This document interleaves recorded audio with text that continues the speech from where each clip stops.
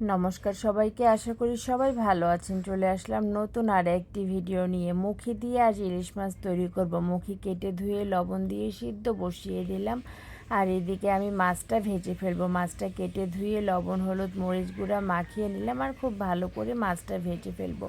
মুখি দিয়ে ইলিশ মাছ খেতে খুব মজা হয়, তাই ভিডিওটা শেয়ার করলাম আপনাদের সাথে।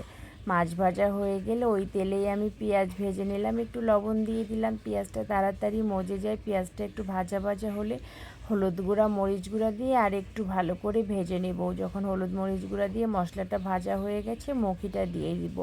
মুখিটা যেহেতু আমি জলে ভাপিয়ে নিয়েছি, খুব বেশি ভাজার হবে না, আমি গরম জল করে রেখেছিলাম, দিয়ে দিলাম।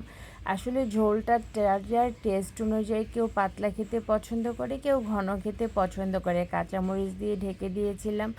ঝোলটা ফুটে উঠেছে, আমি মাছগুলি দিয়ে আবার ঢাকনা দিয়ে ঢেকে দিলাম। কিছুটা জিরা নিয়েছিলাম, খুব ভালো করে ভেজে আমি একদম মিহি করে পাটায় বেটে ফেলবো, কারণ মুখে যেন দানাটা না বাড়ছে। আর নামানোর আগ দিয়ে আমি জিরা গুঁড়োটা দিয়ে খুব ভালো করে নামিয়ে নিব।